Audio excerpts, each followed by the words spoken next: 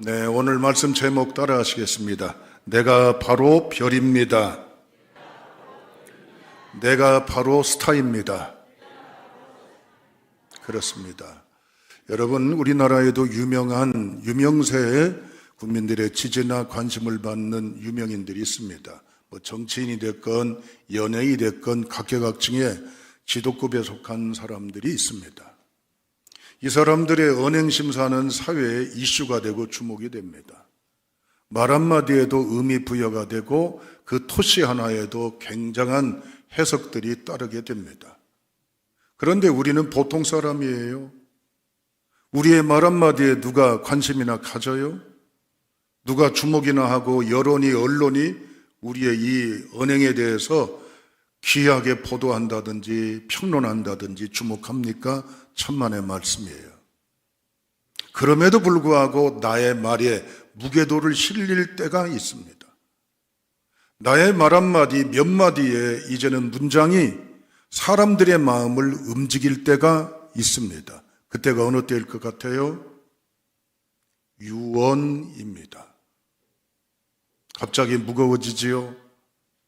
그 사람이 아무리 잘못 살아서 불안당이고 폐륜하고 사회 지탄꾸러기일지라도 숨을 거두기 직전에 제 소원이 한 가지 있습니다.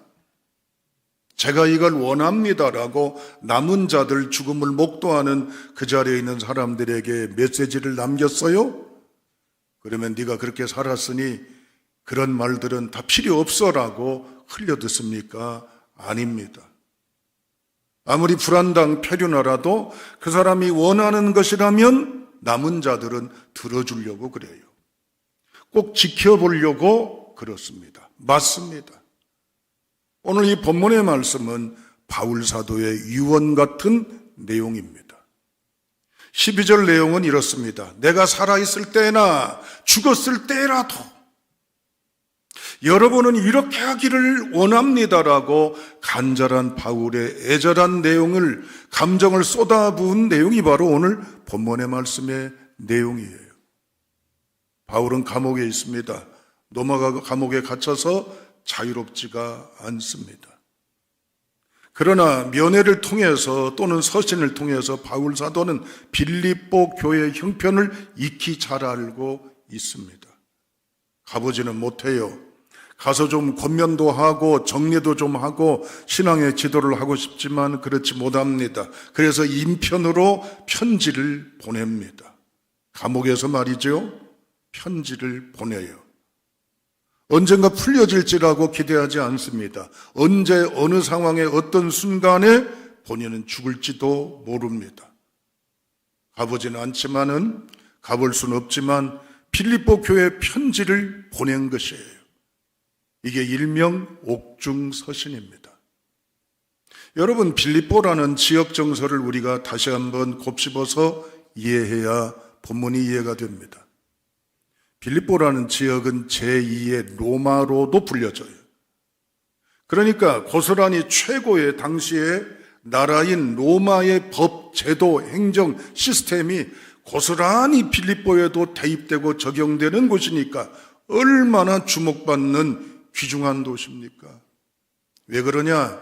이 도시의 대다수 구성원들이 누구냐? 주류가 로마 황제에게 충성하고 전투에 가서 몸바쳐 싸운 이제는 영웅들, 퇴역 군인들이 군대에서 은퇴해요. 그럼 어디가 살아요? 빌립보에 가서 살아요. 마게도냐, 그리스라는 지역에 있는 이 도시. 인프라가 잘 돼 있습니다. 후생 복지가 잘 돼 있어요. 로마 황제는 특별히 자기를 위해 충성한 이 군인들의 죽는 데까지, 이젠 무덤까지에 대한 모든 보장을 해주는 곳입니다. 입법, 사법, 행정, 문화, 예술 모든 게 최고입니다. 빌립보 사람들은 자랑스럽게 여기는 게 뭐냐? 로마의 시민권이에요. 황제에 부여한 시민권을, 국적을 가진 사람들이기 때문에 그냥 당당합니다. 행복합니다. 뿜뿜하는 거예요. 그 바울은 이야기합니다. 우리의 시민권은 어디에 있어요? 하늘에 있단 말이에요. 로마의 시민권을 가진 사람들이 대단하게 자랑스럽게 이렇게 이제는 의기양양하게 사는데 우리의 시민권은 천국 백성이다. 그러니 천국 백성답게 살아야 할 것을 강조하고 있는 것입니다. 이러한 구성원 가운데 빌립보 교인들은 어떤 사람들일까요? 우리가 이렇게 보더라도 틀린 게 아닙니다. 다수가 노예들입니다. 종이에요. 인권, 자유, 보장, 생계유지 없어요. 말만 하지 이건 짐승만 또 못해요.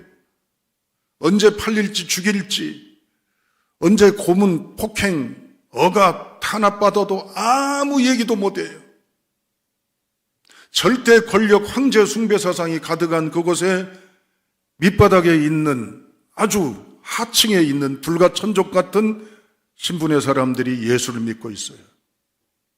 얼마나 믿음이 아름답고 귀하겠어요.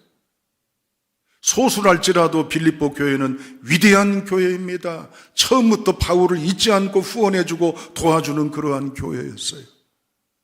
그런데 문제가 생겼어요. 교회가 쪼개지게 생겼어요. 교회가 부서지게 생겼어요. 교회가 이제는 파괴되게 생겼어요. 왜냐? 유오디아하고 순두계라는 두 여성 리더가 쌍두마차가 견제, 갈등, 대립, 반목 늘 시끄러워요. 그러니까 바울이 이 빌립보 교회에 애타는 마음으로 전하고 있는 것입니다. 내가 살아있을 때 소원도 이것이고 내가 죽고 없어져도 내 소원이 이것이다. 그러니 당신들은 이렇게 살기를 원한다. 진영아, 이렇게 살기를 원한다. 내 부탁이야 라고 바울이 얘기하는 거예요. 오늘 하나님이 저를 통해서 이렇게 말씀하신다면 어찌하시겠어요? 얘들아, 내 소원이 이것이야. 나는 너희가 이런 사람 되기를 원해. 너의 삶이 이런 삶이 되기를 원한다고 하나님이 애타게 소원을 말씀하신다면 어떻게 하시겠어요? 13절, 너희 안에서 행하시는 이는 하나님이시니 자기의 기쁘신 뜻을 위하여 너희에게 소원을 두고 행하게 하시나니. 오늘 이 메시지 앞에 우리는 행복한 결단자가 될 수 있기를 주님의 이름으로 축원합니다. 그런데 어색한 표현을 바울이 하고 있어요. 이걸 받아들이기에는 정말 오그라들고 말이지요. 인정하고 싶지 않습니다. 15절 다 같이 읽어봅니다. 15절 시작.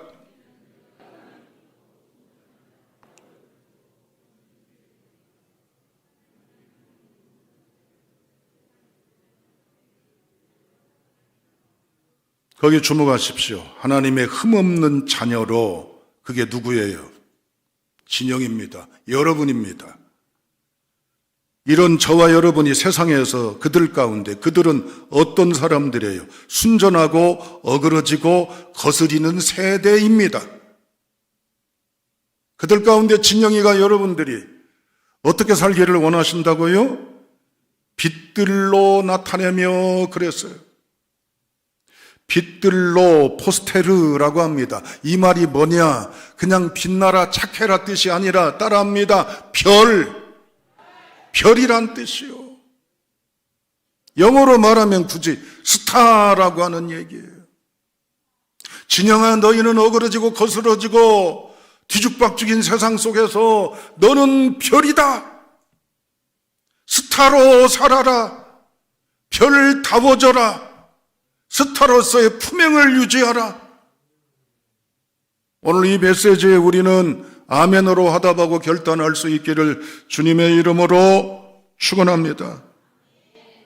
사랑하는 여러분, 우리가 스타입니다. 별입니다.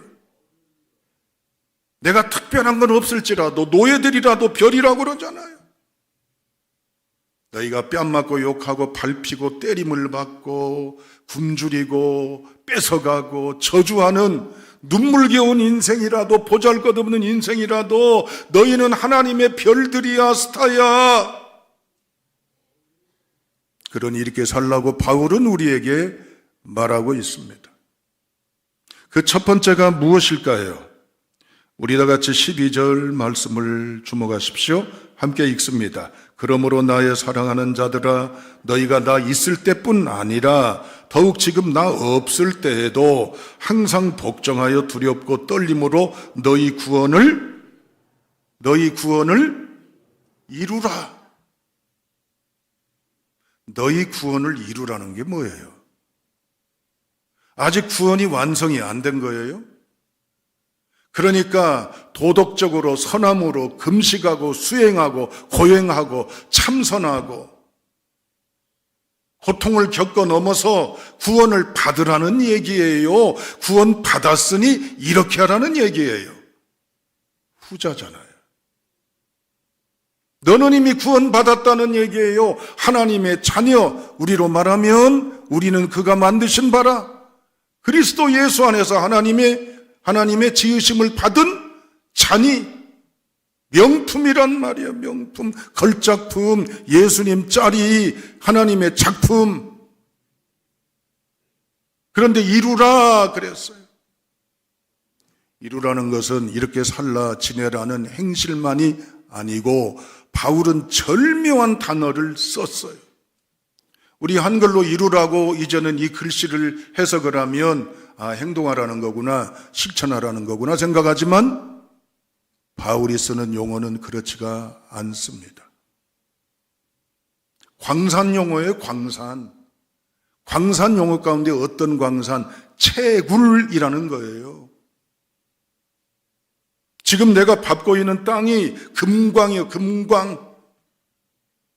그럼 어떻게 하시겠어요?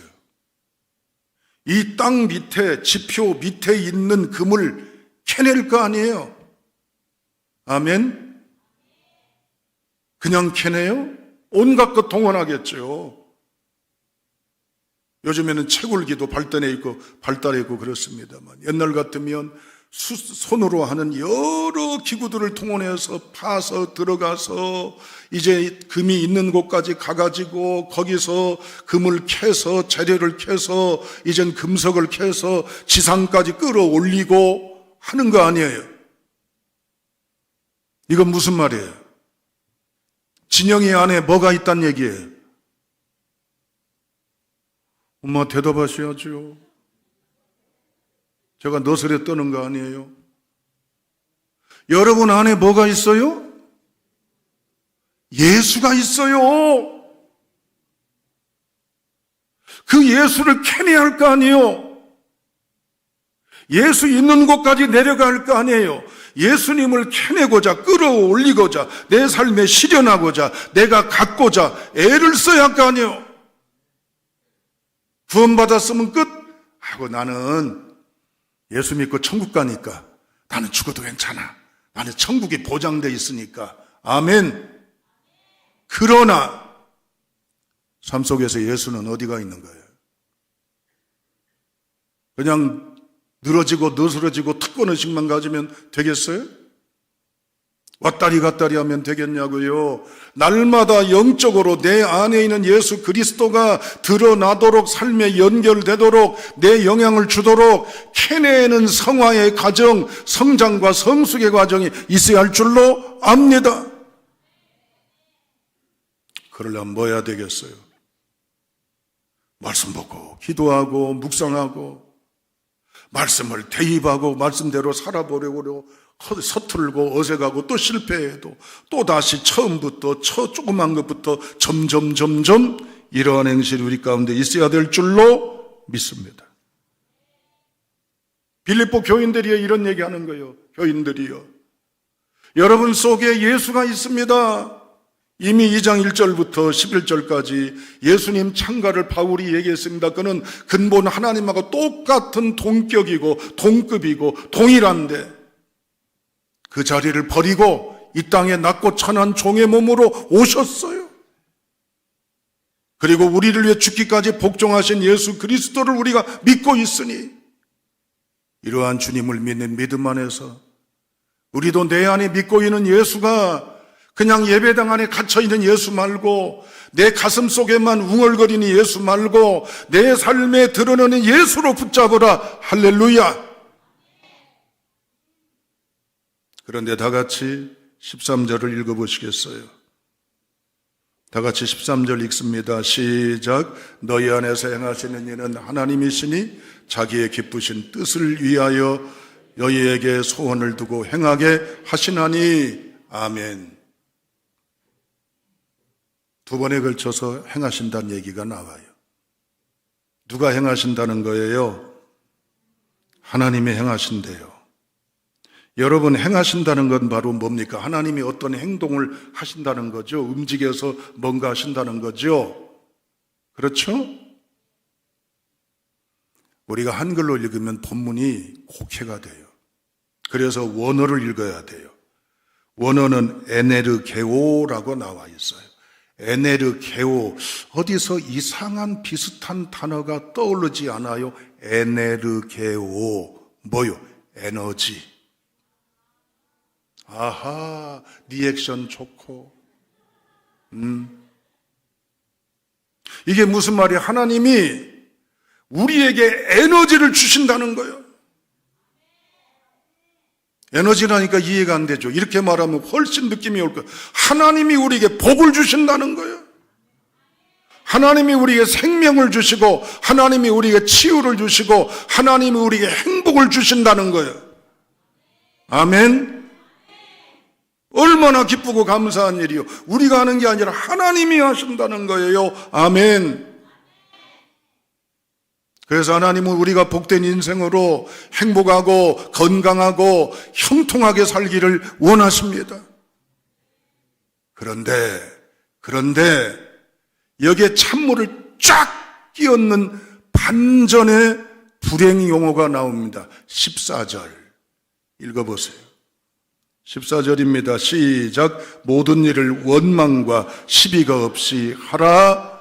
아멘. 13절 얼마나 기뻐요. 진영아, 하나님 너한테 에너지 공급원이셔. 네가 못 이룬 거, 하지 못하는 거, 네가 원하는 소원 하나님이 너에게 복 주실 거야. 하나님이 너를 우뚝 세우실 거야. 형통케 하실 거야. 너를 진정 만족케 하실 거야. 아멘. 그런데 진영아, 네가 그거 누리고 싶지? 갖고 싶지? 되고 싶지? 이루고 싶지? 그러려면 모든 일에 뭘 하든지 무엇과 무엇을 없애야 돼? 원망과 시비가 없도록 하라는 거예요. 이게 뭐예요? 하나님이 부어주시는데 네 그릇이 깨졌어. 그러니 질질 새. 하나님이 부어주시는데 네가 약해. 그러니까 와장창 그게 무너져, 없어져, 사라져. 그것이 유지하려면, 이루려면, 누리려면 너에게서, 진영이에게서 원망과 시비가 없어야 돼. 중대한 메시지예요. 여러분, 예수 믿고 살아가면서 왜 나는 이렇게 일이 안 될까? 왜 나는 이렇게 펴지지 않을까? 왜 항상 이 상태일까? 왜 이렇게 오래 갈까? 왜 이렇게 불행할까라는 물음표 속에 우리는 너무 고독감과 혼란스러움을 느낍니다. 그것이 딱 이것 때문이라고 연결하기에는 무리일 수도 있지만 틀린 게 아니에요. 뭐요? 원망과 시비 때문에 그래요. 바울은 비록 헬라어를 쓰고 있지만 구약의 용어와 똑같은 단어를 오늘 본문에 쓰고 있습니다. 그게 뭐냐? 원망이라는 단어예요. 여러분, 구약의 39권 가운데 원망 때문에 실제적으로 불행을 경험한 딱 떠오르는 사건 하나가 독보적으로 있습니다. 그게 뭐지요? 한번 생각해 보시지요. 사람이 뭘 하면서 원금만 손해봐도 속상해. 그런데 원금보다 2배의 손해를 봤어요. 얼마나 힘들어요. 그런데 봅시다. 원래보다도 1327배 손해봤어요. 어떻게 하시게요? 뭐 할 수 없지 뭐. 아니요. 쉽게 되는 건데 이것 때문에 1327배나 지독한 고생한 사건, 광야 40년 동안 유리한 사건.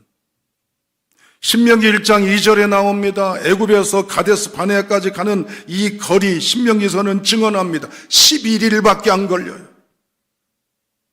길게 잡아야 15일입니다. 그런데 11일밖에 안 걸린 거리를 몇 년?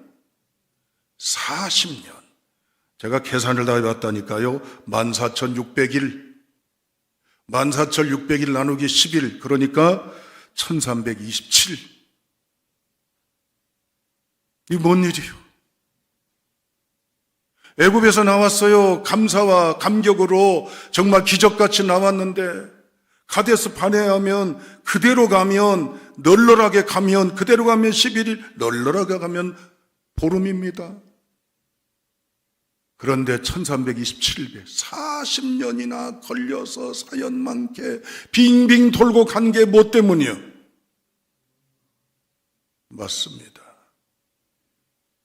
원망이란 단어 뜻이 불평이라고도 합니다. 원망 불평이 뭔 줄 아세요? 원문에 보면 비둘기가 구구구구 하는 소리예요. 벌들이 윙윙윙윙윙 하는 소리예요.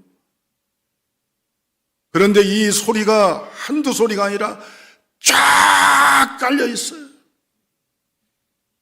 현대판으로 표현할게요. 징징, 쟁쟁, 투덜투덜, 불평, 불만, 못마땅함. 사랑하는 여러분, 행복하게 살기를 원하시죠? 하는 일들, 모든 것들이 은혜 안에서 건강하게, 만족하게 이루기를 원하시죠? 원망, 불평, 시비를 없애기를 주님의 이름으로 축복합니다. 시비란 말은 뭐예요? 비판한다, 부정한다 그 뜻이에요. 왜 빌립보 교회가 깨지게 생겼어요? 유오데아 순두개가 서로 간의 불평, 원망, 시기, 쟁투, 못마땅함, 이제는 볼성사나움, 째려봄, 쏘아봄 이런 것들이 있으니까 교회가 지금 깨지게 생겼어.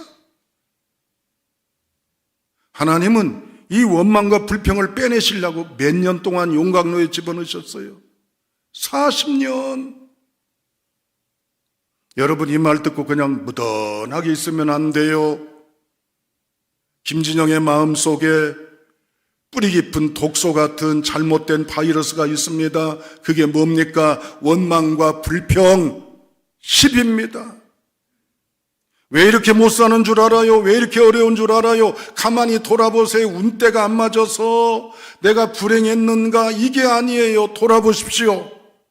내가 열심히는 지냈어도 땀 흘려 애를 썼어도 혹여라도 내가 원망, 불평, 불만, 부정적인 요소가 내 언어 속에, 의식 속에 가득해 있지 않았는가를 돌아볼 수 있기를 주님의 이름으로 권합니다. 바울이 얘기합니다. 우리 빛이야, 별들이야, 스타야. 하나님이 우리에게 복 주시는 빛을 무한하게 비추고 계셔. 그런데 이걸 쓸어버리고 구멍나게 하고 넘어지고 못 잡게 하고 누리지 못하는 건 뭐요? 교회가 원망과 시비야. 인생이 원망과 시비야. 그러니 이걸 버려. 오늘 결단할 수 있길 주님의 이름으로 축복합니다. 지금의 메시지를 들으면 여러분 불편하시지요? 자꾸 왜 이런 쪽을 강조하는가 싶지요? 에덴 동산이 왜 무너졌을까요? 왜 신락원이 됐어요? 원망, 불평, 시비 때문에 그래요. 우리 속에 이게 가득 있는 거예요. 가득. 이게 어떻게 나타난 줄 아세요? 40년 동안 가정 전문가로 사역했던 존 가트맨이라는 박사가 40년 동안 부부 상담하면서 얻어진 통계 수치가 있어요.